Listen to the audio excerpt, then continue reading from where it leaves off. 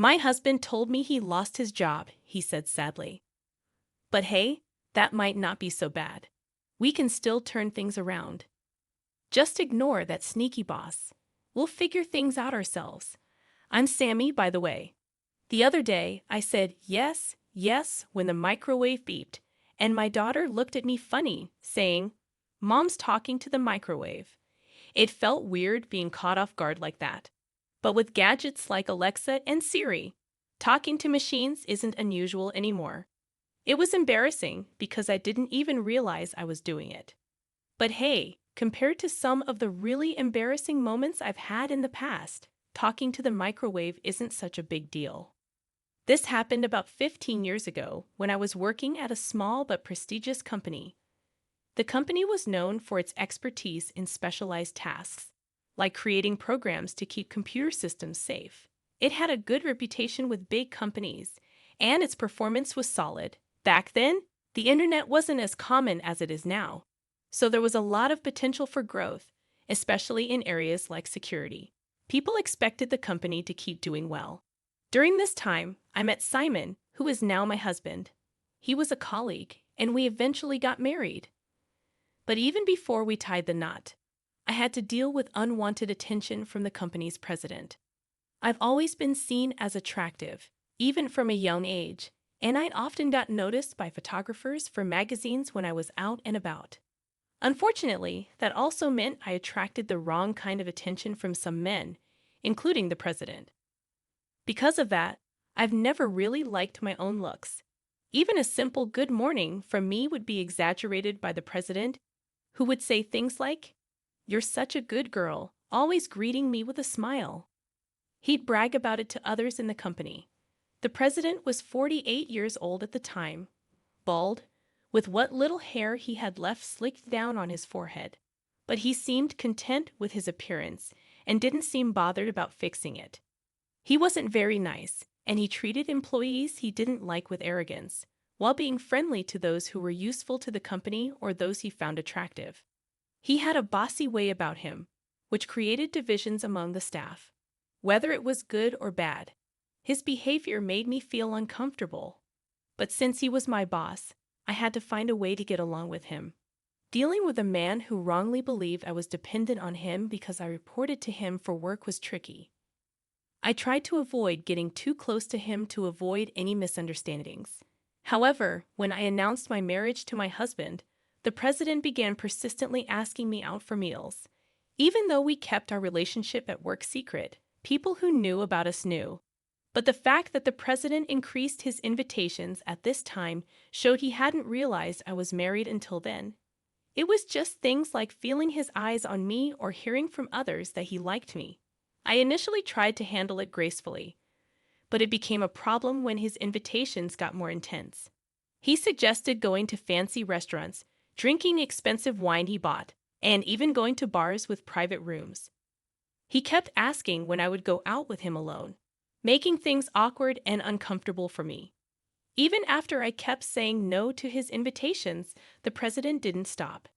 He thought I was playing hard to get and teasing him on purpose, calling me names like Little Devil.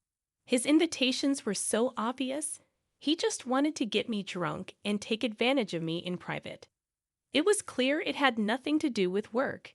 If he suggested going to a busy park near a police station and asked me to drink water while licking salt, which I hated, I might have considered it as a work obligation, but ultimately, I wouldn't have gone.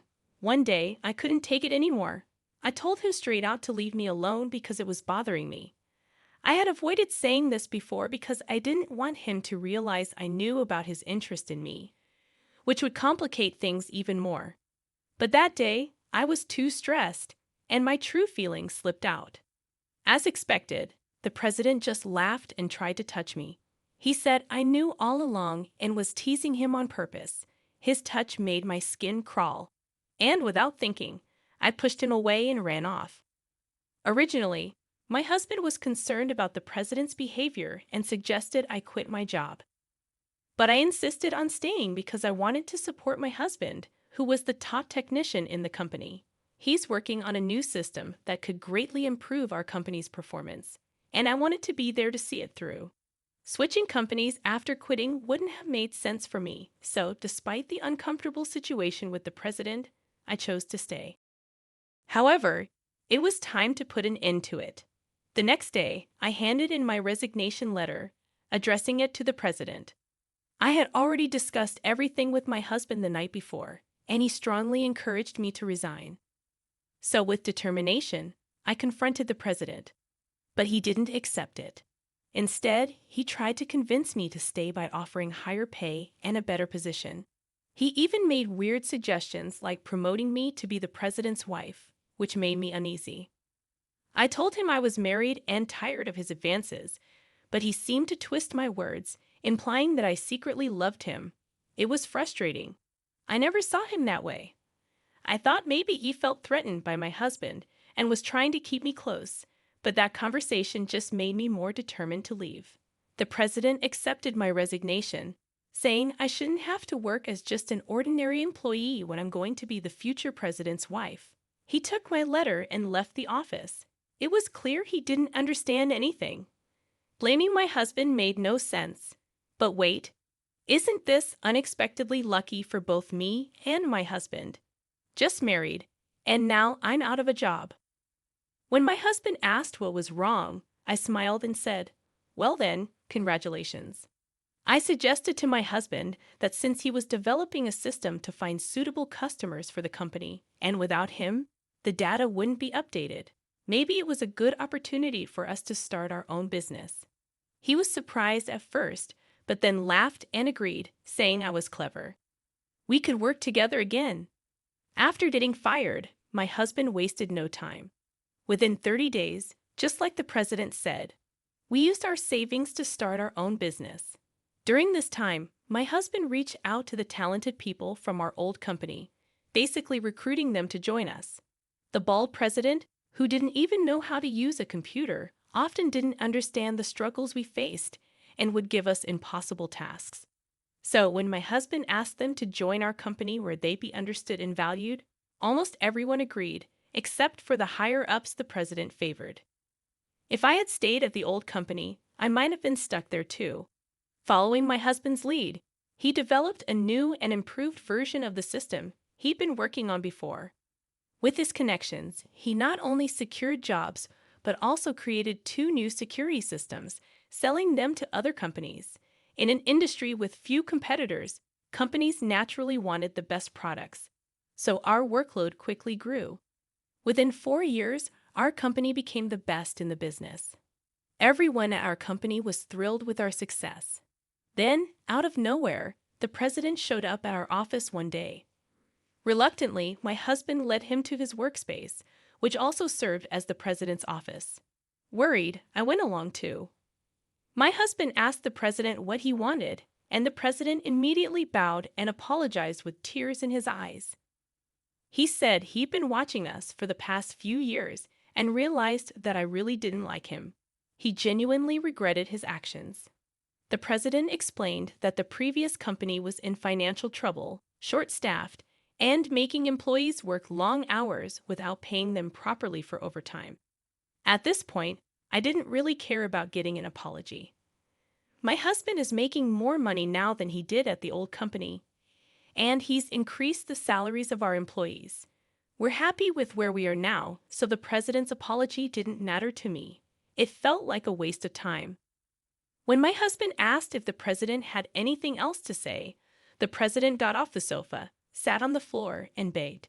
He pleaded for my husband to come back to the old company, saying that with him there, things would improve. But my husband calmly refused. He said that ever since he got fired, he's no longer an employee there and has a responsibility to protect the people at our own company, so he couldn't go back.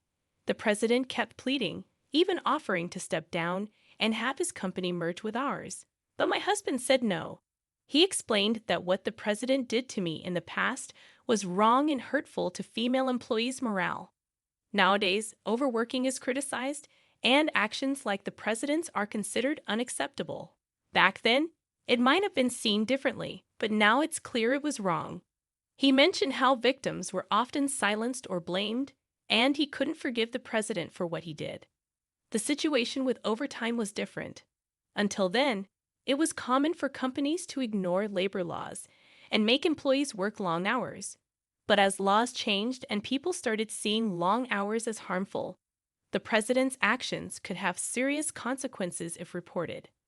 At first, he begged not to resign, but he eventually realized he couldn't stay as the head of the company.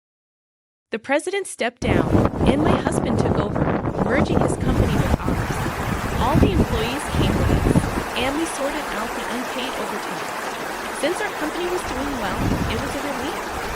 The president's company didn't pay much for overtime anyway, so the amount owed wasn't huge.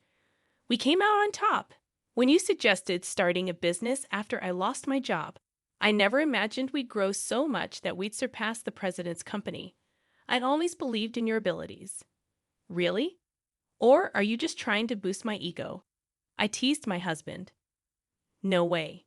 You caught me, he replied with a smile. As we talked about our journey as a couple, I felt genuinely relieved that everything had worked out so well. Later, it came out that someone leaked the conversations for the president's office, including his embarrassing actions towards me. This, along with the issue of unpaid overtime, made it to the local newspapers. It didn't make it to TV news because it's a small company, but more people read local papers than watch TV or read famous magazines.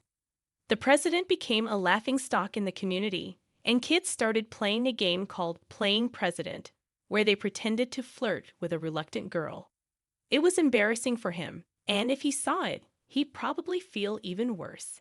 He was divorced and had a teenage daughter. When she heard about the game, she seemed upset and ran home. Having a creepy father must be tough for a sensitive girl like her. It's like he's facing consequences for his own actions. Now, the president lost his company and his daughter, and he can't get a good job because he doesn't know how to use a computer. He's working as an office worker in a local factory, but he struggles with basic tasks. He's even serving tea to the female president there. It's quite a fall from his previous position. He used to order female tea servers around, but now he's the one serving tea. He probably never imagined he'd end up like this. The employees who joined our company from the president's old one find his downfall pretty amusing. They're not feeling sorry for him at all. Meanwhile, my husband and I have been blessed with 2 children. Our daughter is quite the chatterbox and loves teasing me when I get distracted during phone calls or talk to the microwave. She's cheeky but adorable. Our son, who's a year younger, seems to have a knack for computers like his dad. Even at his young age, he's already dabbling in creating small programs. So we think he has a bright future ahead of him. It would be great if he eventually took over the company, but right now, he's more interested in being a YouTuber, working for Uber Eats, or delivering pizzas. Wait, son, aren't there any other options? I often ask him. Despite the chaos of parenting, we cherish our happy family moments every day. So, how did you like our story? Don't forget to subscribe to our channel for more updates. See you in the next video.